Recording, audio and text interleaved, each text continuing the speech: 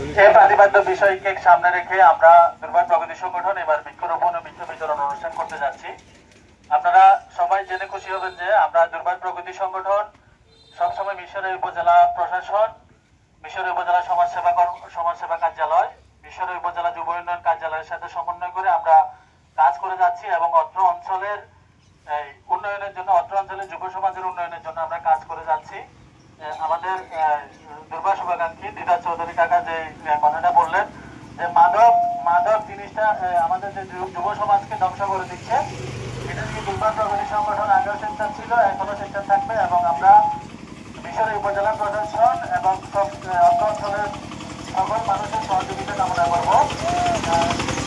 আমাদের সময় কম থাকার কারণে সবাইকে সুযোগ দেওয়া সম্ভব হচ্ছে না। এখন দুর্বার সম্পর্কে সংক্ষিপ্ত শুভেচ্ছা বিনিময় করার জন্য অনুরোধ জানাচ্ছি দুর্বারের সম্মানিত আজীবন সদস্য নুরুদ্দিন সেলিম খান। আচ্ছা,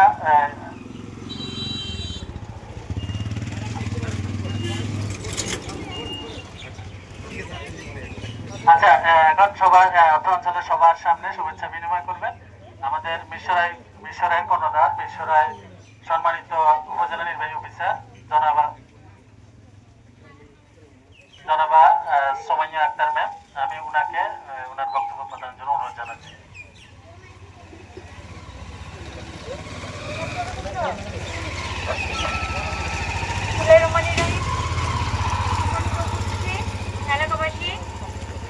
আসসালামু আলাইকুম। আপনারা সবাই ভালো আছেন তো? আলহামদুলিল্লাহ। আচ্ছা, ভিতরে আমি অনেকগুলো বিষয় নিয়ে কথা বলেছি, এখন বেশি কিছু বলবো না। ওনাদের সাথে একটা বিষয়ে একাত্মতা ঘোষণা করছি এবং আমাদের অবস্থান স্পষ্ট করছি। সেটা হচ্ছে অনলাইন জুয়া এবং মাদক। এই দুটো বিষয়ে একদম জিরো টলারেন্স। আপনারা জায়গা মতো আমাদেরকে ধরে দিতে পারেন, জরিমানা করবো না, তখন কিন্তু আপনারা আবার এই সুপারিশ করবেন।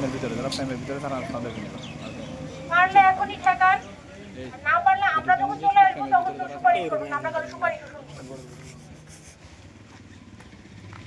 একটা ফ্যামিলিকে ধ্বংস করার জন্য মাদক এবং জুয়া, এটার যে কোনো একটাই যথেষ্ট।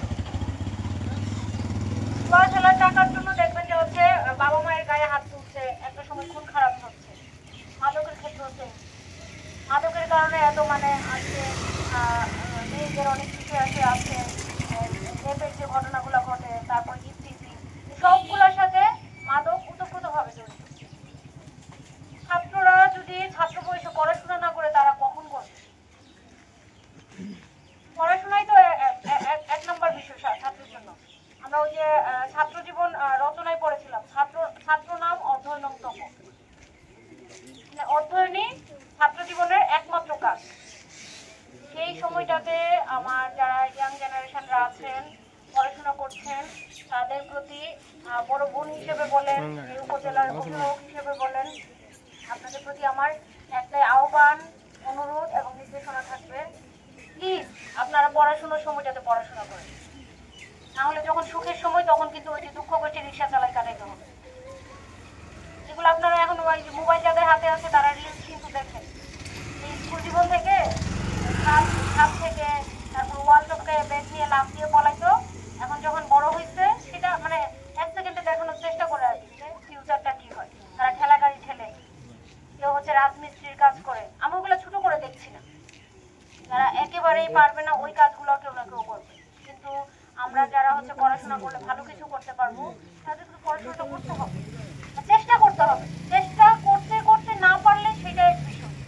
আর আপনি চেষ্টার সময়টাতে আজাইরা মোবাইল টিপে কাটাই দিলেন, নেশা করে কাটাই দিলেন, অনলাইন জোয়া খেলে কাটাই দিলেন, তাইলে আপনার জন্য তো ভালো ফিউচার ওয়েট করবে না। আর আমাদের যারা হচ্ছে বাবা মা, প্রথমেই বাবা মা, তারপরে শিক্ষক, তারপরে এলাকার যারা গুরুজন আছেন, তাদেরকে কিন্তু সবসময় সম্মান করতে হবে। এখনকার একটা জেনারেশন দেখি যে হচ্ছে বড়জনদের শ্রদ্ধাটা করে না। এই জায়গাটা কিন্তু যদি হচ্ছে আপনি আপনার জীবনে কি করবেন সেটা অবশ্যই আপনার পরিশ্রমের উপর নির্ভর করে, কিন্তু দিন শেষে এবং অনেককেই দেখবেন যারা পড়াশোনায় অনেক ভালো, অনেক পরিশ্রম করেছে কিন্তু জীবনে তারা সফল না। এটার পিছনে আমি পার্সোনালি যেটা ফিল করি যে সেই জায়গাটাতে হয়তো আমাদের বাবা মার দোয়া থাকে না, আমাদের শিক্ষকদের বদদোয়াটা থাকে না। অথবা এলাকার যারা মই মুরব্বী তাদেরকে হয়তো আমরা কোনো কারণে কষ্ট দিচ্ছি, তাদের বদদোয়ার কারণে আমাদের প্রচন্ড মেধাবী হওয়া সত্ত্বেও, পড়াশোনা জানা সত্ত্বেও আমরা সফল হতে পারি। আমার কাছে এটা পার্সোনাল, এটা আমার ব্যক্তিগত অভিমত, আপনারা আবার মানে অন্যভাবে নিয়েন না। আর আমি যে আজকে এখানে আসছি, আমি খুব বেশি ব্রিলিয়ান্ট তা না, ব্রিলিয়ান্ট মধ্যম পর্যায়ে, কিন্তু আমি খুব পরিশ্রমী।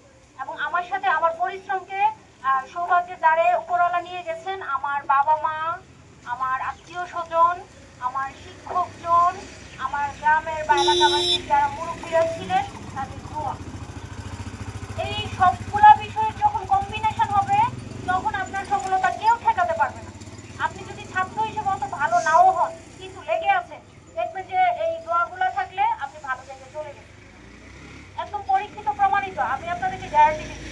আপনারা এই কাজগুলো পড়াশোনার পাশাপাশি করে দেখেন, যদি সফল না হন, আমি যেখানেই থাকি আমার মোবাইল নাম্বার দিয়ে দেবো, আমার সাথে যোগাযোগ করবেন, আমি আপনাদের দায়িত্ব নিই। তো এই জায়গাটাতে আপনাদের জন্য আমার দোয়াও থাকবে এবং আমার এই নির্দেশনাগুলো বড় আপু মনে করে আপনারা আমার ছোট হবেন, যারা ছাত্ররা আছেন তারা একটু চেষ্টা করবেন। আর গ্রামবাসী যারা আছেন, আমি একটু আগ্রহ যেটা বলছিলাম, আপনারা যদি চান যে আপনাদের এলাকায় উন্নয়ন মানে ঘটাবেন, তাইলেই সেটা আমরা করতে পারবো। আপনাদের মধ্যে যখন বিভাজন থাকে, গ্রুপিং থাকে, নিজস্ব ঝামেলা থাকে, তখন আমরাও অফিসার হিসেবে চাই যে ওই এলাকায় ঝামেলা থাক, ওই এলাকায় করবো না, বাচ্চারও যাবো, এভাবে চিন্তা করি। একদম আমি আপনাদের সাথে আমাদের ভিতরকার কথাগুলো বলছি। আবার যখন দেখি যে একটা এলাকার মানুষ, তাদের মধ্যে খুব ইউনিটি, তারা প্রত্যেকটা সরকারি কাজ গেলে সহযোগিতা করে। মানে এমনও অনেক এলাকা আমি দেখেছি যে রাস্তার কাজ লেবাররা তো করছে, দ্রুততম সময় করার জন্য ওই এলাকার যারা ইয়াং জেনারেশন থাকে তারাও কাজে লেগে যায়, আছে না? আমি ভুল বলছি? এটা কিন্তু আমার অভিজ্ঞতা থেকে বলছি। তো যখন আপনাদের এই আন্তরিকতা পাবে, একটা কাজ না, একটা কাজ হয়ে গেলে এটার ফিডব্যাক যখন আমার যারা হচ্ছে কর্মচারীরা থাকবেন বা এটার সাথে জড়িত যারা থাকবেন, তারা গিয়ে যখন বলে যে স্যার ওই এলাকায় কাজ করতে লোকগুলো এত ভালো, তখন কিন্তু আমরা পরবর্তী প্রজেক্ট এই এলাকায় ওই এলাকার জন্য চিন্তা করি।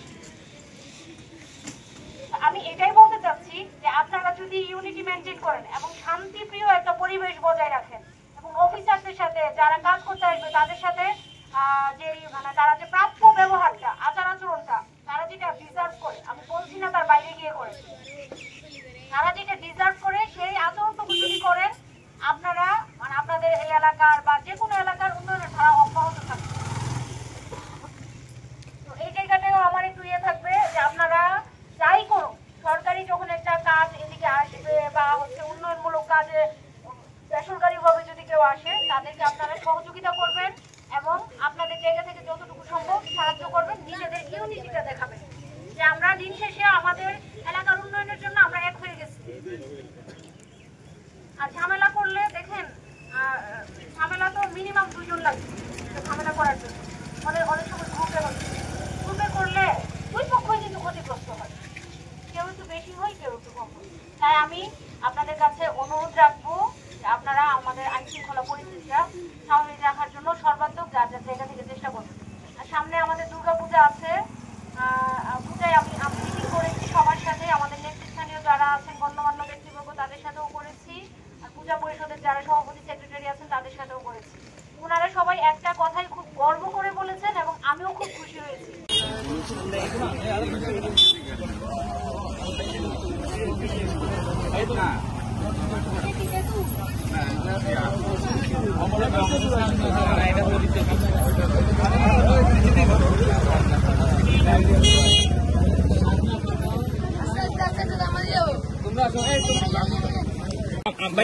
আমরা আরেকটু দিকে দাঁড়াই,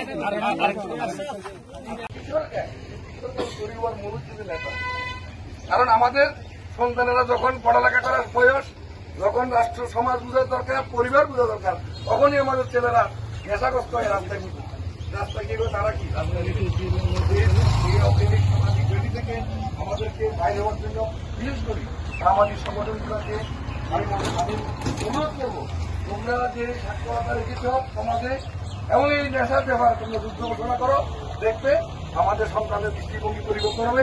আমাদের বরাবর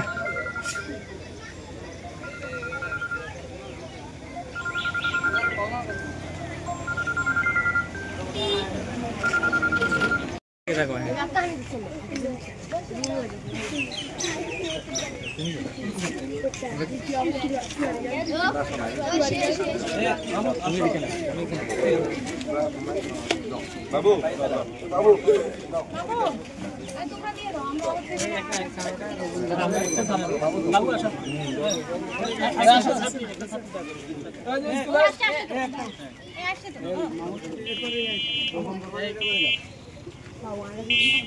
মারুফ করে